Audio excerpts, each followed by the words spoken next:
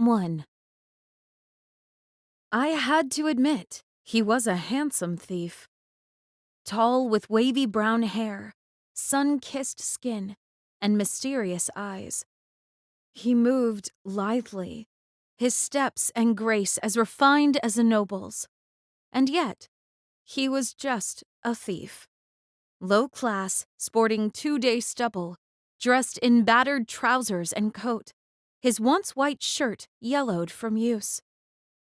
I'd spotted him almost as soon as I entered the crowded market street, a city block reserved for brick-and-mortar stores and makeshift, less permanent stalls. A shabby leather bag hung across his torso, gently swinging by his side as he strolled from stall to stall, one hand in his pocket, jiggling coins, or probably scrap metal of some kind.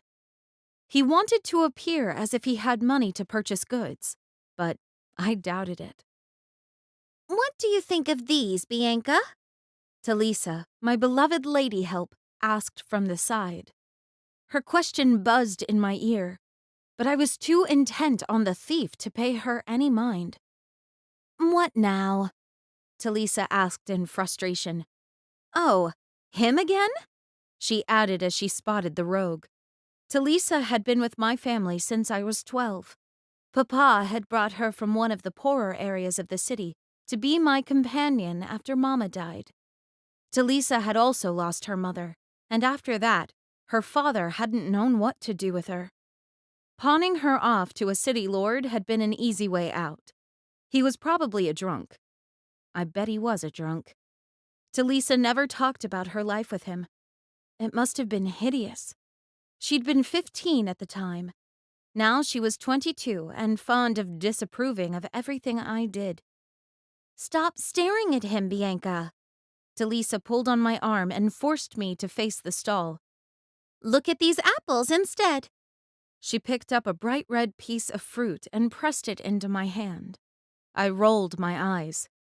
"Yes, a fine specimen," I said, dropping the apple in Talisa's basket, and glancing over my shoulder, wondering where the thief had gone. My eyes roved around the different stalls. He wasn't stealing jars of honey or strawberry jam from the old man across from us. He also seemed to have no interest in the potatoes or yams that flooded the burlap sacks in the next stall. He did, however, seem to have a sweet tooth. I smirked. He had stopped by the baker's kiosk and was eyeing the petite rhubarb tarts. Pointing, he asked something to the baker's assistant, a young boy of around 15.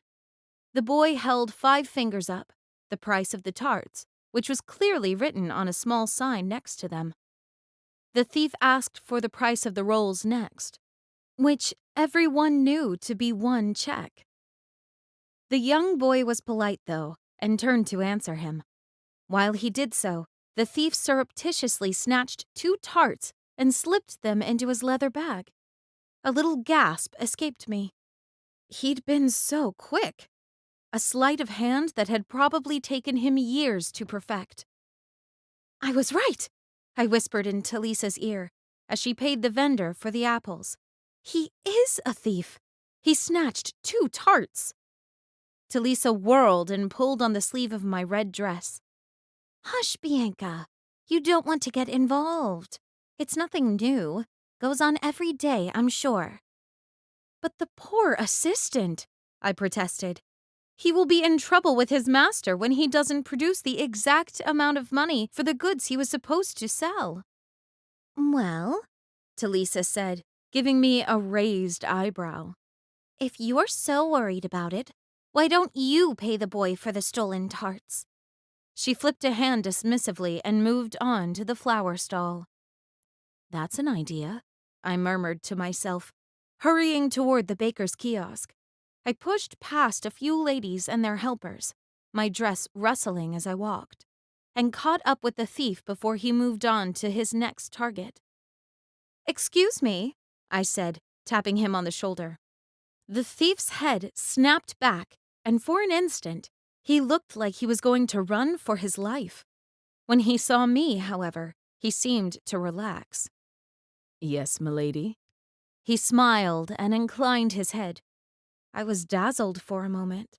Up close, he was more handsome than I'd realized. His smile was bright and contrasted perfectly with his golden skin. His eyebrows were thick, black, and glossy. His jaw angular, and his lips, they were full and perfectly shaped. His dark gaze traveled across my face, assessing me.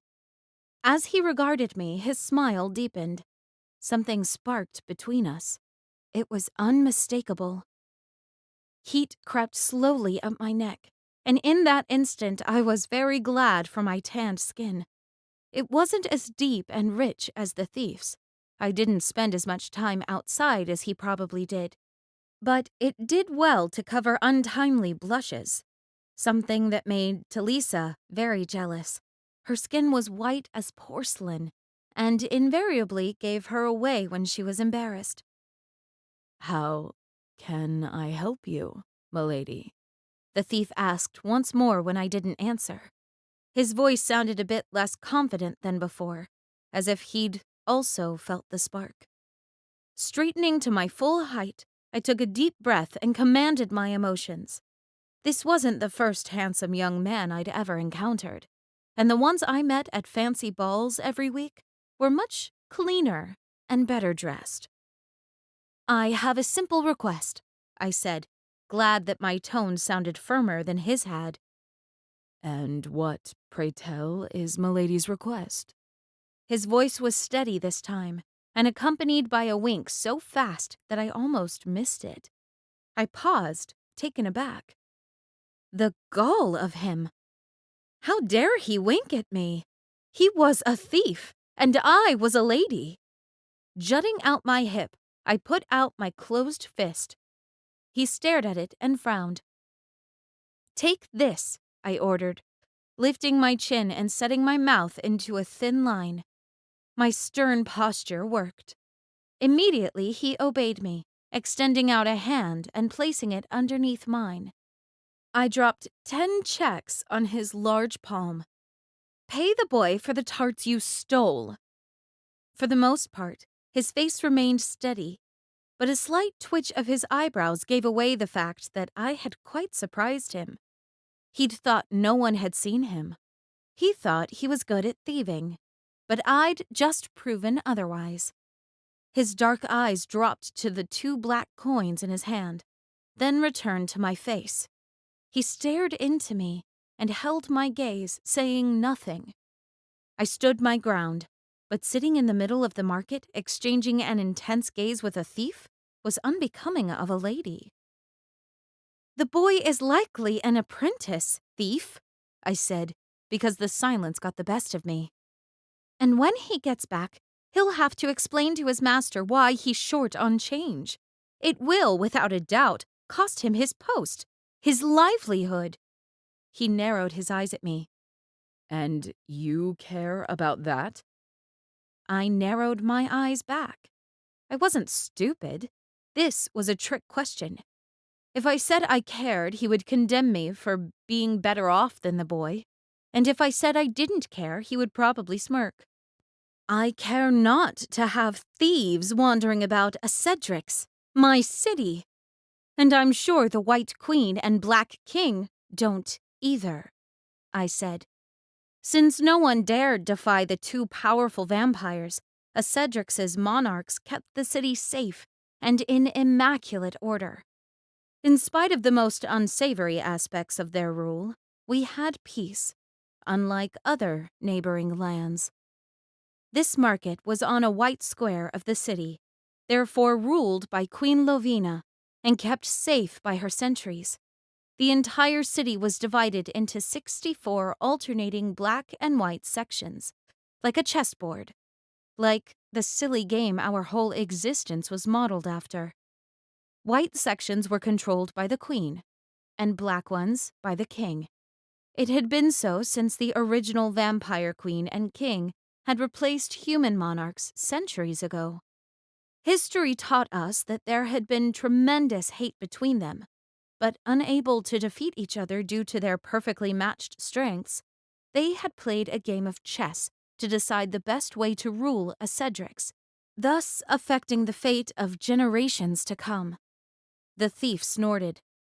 "If you're worried about thieves, you should probably hold on tighter to your checks," he said, pocketing the coins I'd given him. I gasped. "You can't do that!" "Oh, dear!" Talisa came running and immediately started pulling me away from the thief. "Get away from that person!" The shoppers around us went quiet and turned curious stares in our direction, but I didn't care. I would not let this thief take advantage of me. Determined to unmask him once and for all, I yanked my arm out of Talisa's grip and, in my blind haste, knocked the shopping basket out of her grip, sending the fruits and purple dahlias crashing to the ground. "Oh, gods!" she exclaimed, watching the apples roll all around her as her cheeks reddened. She leaned down and picked up the flowers, looking quite distraught. "Oh my, this is terrible," the thief said, snatching Talisa's basket off the ground. "Let me help." Before I managed to get my wits back, the thief picked up all the apples, returned them to the basket, and handed them back to Talisa. "Here you go, milady," he said with a brilliant smile. "Oh." Talisa pressed a hand to her bosom, a blush climbing from her chest all the way up to her face, making her redder still. "Thank you." She batted her eyelashes. "Oh, please." I rolled my eyes. This was too much. "Centuries!" I screamed. The thief sighed. "You didn't have to do that." I gave him a raised eyebrow. "Centuries? A thief!" I screamed even louder this time. "If we meet again," he said, placing a hand on his heart and bowing, "I would like you to know and remember my name is Nyro." Hurried steps sounded behind the stalls. The sentries were coming. I turned toward the sound of their heavy boots as they smacked the cobblestone street. "This way," I called. Two men and a woman dressed in white uniforms appeared around one of the stalls. Their coats had black accents around the neck and wrists, as well as black belts around the waist. They belonged to the White Queen's ranks. "Catch that thief!" I said, pointing toward the shameless individual. The sentries blinked and stared at me with matching frowns. "Well, don't just stand there. Catch him!" I swiveled. The thief was gone. Spinning in a circle, I searched for him among the shoppers and stalls. He was nowhere to be found. He was just right there," I said, feeling stupid. "He stole from me and the baker's boy." "What, me?" said the baker boy, who had stepped away from his stall to gawk. He turned back to his goods and frantically started counting them. I shook my head. "I'm such an idiot," I mumbled. "Bianca," Talisa said, sidling up to me. "Maybe we should get back home. It does no good for a lady to be involved in these kinds of things." "But Let's go." She unceremoniously took my hand and started pulling me in the direction of home. Anger made itself comfortable in the pit of my stomach. I hated to lose, but there was nothing to be done. "Fine," I said, yanking my hand from Talisa's death grip and stomping like a petulant child. "If I ever see him again." I didn't know what I would do to him, but he would pay for embarrassing me this way. 15 minutes later, after a brisk walk 1 square south and 2 squares west, out of the market and past many houses, we reached home. It was located on Square B2, a black section on the chessboard that was our city. Going past the low stone wall that surrounded Flagfall House, I walked down the path that led to the front steps. The marigolds Talisa and I had planted a few weeks ago flanked me on both sides, lifting my spirits slightly. A short set of steps led to the carved stone doorway of my 2-story house. Symmetrical windows sat under a pitched roof, and perfectly trimmed hedges surrounded the perimeter. Talisa kept pace behind me, holding up her dress. It's ridiculous letting a thief get you this upset, She continued in the monologue she'd started when we left the market. I ignored her and pushed the door open, leaving the sunny summer morning behind. I took off my lace gloves and discarded them on the entryway console, where the flower vase stood empty. I had accompanied Talisa to the market to purchase fresh flowers for the foyer, and now they were trampled. My day was quite ruined, and I thought it couldn't get any worse. Except I turned out to be wrong, because as I marched into the library, wishing to tell Papa what had happened, my day got far, far worse. A tall, thick man was standing in our library, towering over my father in a threatening way. He was dressed in a black suit with a matching bowler hat, his pale face contrasting with his dark garments. He turned my way as I entered the room, allowing me a better look. At the sight of his pallid skin, I gasped. Talisa came to a stop behind me and let out a small shriek. This was no ordinary man. It was a black rook. One of his meaty hands was on Papa's shoulders, squeezing, blue-green veins cording the skin. I knew he was a rook because he wore an insignia on the right shoulder of his jacket, the unmistakable white outline of a castle turret.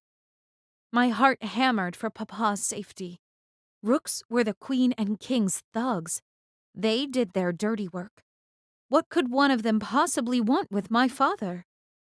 As Flagfall House was located on a black square, it was controlled by the Black King, but never had one of his board set foot here.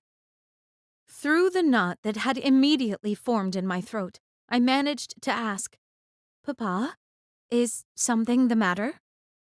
He shook his head ever so slightly, putting on a forced smile. "It's nothing, dear. Please go to your room." I wanted to protest, but I was afraid to cause trouble for Papa, so I slowly started to back out of the room. The rook narrowed his eyes, his nose twitching as if he smelled something in the air. "Stop!" he ordered me. "She's just a bothersome girl, Rook Datku. Papa said in a dismissive tone. Let us finish discussing our business." "Quiet," Rook Datku said, holding up a thick finger. Then, without taking his eyes off me, he stalked in my direction. I stood completely frozen, while Talisa whimpered behind me.